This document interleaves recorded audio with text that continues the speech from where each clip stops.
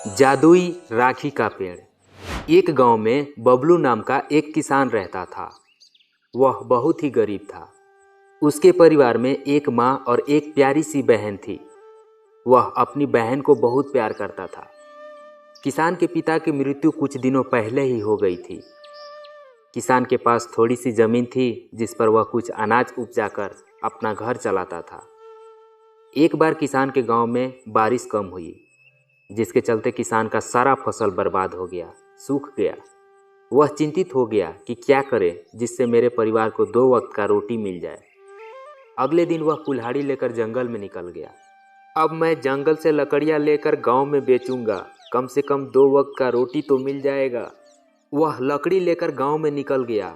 कुछ दूर जाने के बाद गांव के एक आदमी ने उसे बुलाया। ये लकड़ी का गट्ठर कितने रुपए की है? 100 रुपए की है भैया। 50 रुपए में देना है तो दो, वरना दूसरे लकड़हारे से लकड़ियां ले लूंगा। तुम जाओ। किसान ने सोचा, दे देता हूँ, कम से कम आज के खाने की सामग्री तो हो ही जाएगी। उसने लकड़ी का गट्ठर उस आदमी को 50 रुपए में बेच दिया और बाजार से खाने की सामग्री लेकर घर गया। उसकी बहन उसका बेसब्री से इंतजार कर रही थी। भैया, तुमने इतनी देरी कहाँ पर लगा दी? कल रक्षाबंधन है, बाजार से राखी लाए हो? नहीं बहन, मेरे पास पैसे कम थे, सिर्फ आज का खाने की सामग्री ही लाया हूँ। कल मैं राखी ला दूंगा।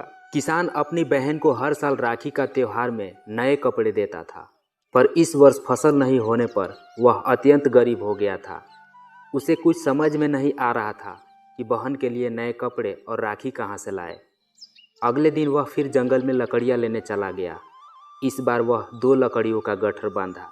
इस 2 लकड़ी के गट्ठर से मुझे डबल पैसे मिलेंगे, जिससे मैं अपनी बहन के लिए नए कपड़े और राखी ला सकूंगा। किसान लकड़ी लेकर गांव में निकल गया।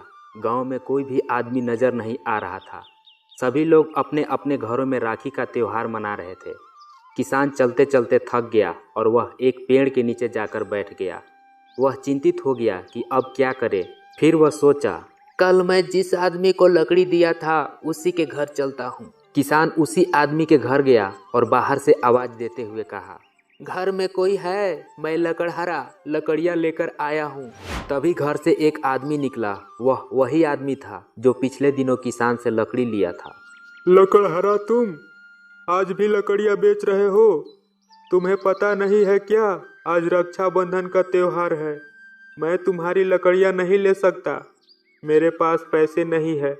मेरी बहन ससुराल से मुझे राखी बांधने आ रही है। मुझे उसके लिए नए कपड़े, राखी और मिठाइयाँ लेनी है। तुम जाओ। भैया, आप मेरा लकड़ियाँ ले लो, मेरे परिवार में सभी लोग भूखे हैं।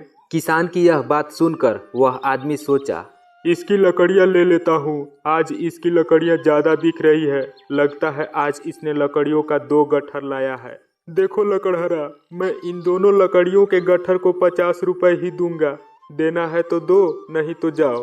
किसान लकड़ियों के दोनों गट्ठर 50 रुपए में ही उस आदमी को दे देता है और फिर वह जंगल में लकड़ी लेने चला जाता है, क्योंकि उसे अपने बहन के लिए नए कपड़े और राखी लेनी थी।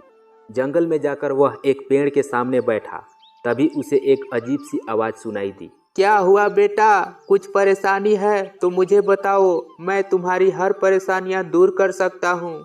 आज रक्षाबंधन का त्योहार है, बहन के लिए नए कपड़े, राखी और मिठाइयाँ लेनी है, लेकिन मेरे पास पैसे नहीं है। क्या करूँ, कुछ समझ में नहीं आ रहा है। क्या तुम मुझे नए कपड़े, राखी और मिठाइयाँ दे सकते हो? हम तुम्हें सब कुछ दे सकते हैं। मीठा और स्वच्छ पानी के लिए बारिश दे सकते हैं, बीमारियों के लिए औषधि दे सकते हैं, स्वच्छ हवा दे सकते हैं, खाने के लिए फल दे सकते हैं, खाना दे सकते हैं, घर बनाने के लिए लकड़ियाँ दे सकते हैं और भी बहुत कुछ दे सकते हैं। तुम्हें अपने बहन के लिए नए कपड़े, राखी और ढेर सारा मिठाइयाँ दे सकते हैं, लेकिन इसके लिए तुम्हें मेरे 2 शर्तें माननी पड़ेगी। पहला, आज से पेड़ काटना बंद करना पड़ेगा, और दूसरा शर्त, हर रोज तुम्हें 2 पेड़ लगाने होंगे और उसे हर रोज पानी देना होगा। अगर मंजूर है तो हाँ बोलो। किसान ने सोचा, ये पेड़ बड़ा ही मूर्ख है, फालतू की बातें करता है। इसके डाली में एक पत्ते भी नहीं है और मुझे नए कपड़े और राखी और मिठाइयाँ देने की बात करता है। लेकिन हाँ बोल कर देखता हूँ। वैसे भी लकड़ियों की बिक्री नहीं है, अगर नहीं दिया तो इस बार इसे ही काटूंगा। ठीक है, तुम्हारी शर्तें मुझे मंजूर है।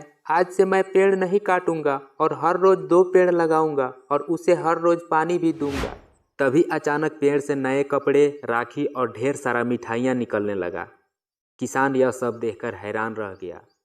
उसने नए कपड़े, राखी और मिठाइयों को अपने गांव में बंटवा दिया और गांव के सभी लोगों से निवेदन किया कि प्रतिदिन 2 पेड़ लगाएं और उसे पानी दें। इसी तरह से किसान हर रोज जंगल से 2 पेड़ लाकर लगाने लगा और पानी देने लगा। कुछ वर्षों के बाद गांव में बहुत सारे पेड़ हो गए और कुछ महीनों के बाद गांव में अच्छी बारिश भी होने लगी। अब धीरे धीरे किसान को पेड़ की सारी खूबियां समझ में आ गई कि पेड़ों के कारण ही अत्यधिक बारिश होती है और फसल भी होते हैं और खाने के लिए पर्याप्त अनाज भी होते हैं। गांव के सभी लोग ने बबलू किसान को धन्यवाद दिया। इस कहानी से हमें यह सीख मिलती है कि हमें पेड़ नहीं काटनी चाहिए, बल्कि अधिक से अधिक पेड़ लगानी चाहिए। तो आज से ही पेड़ लगाएं और वीडियो को लाइक करें, चैनल को सब्सक्राइब करें और इस वीडियो को अपने दोस्तों में शेयर करें।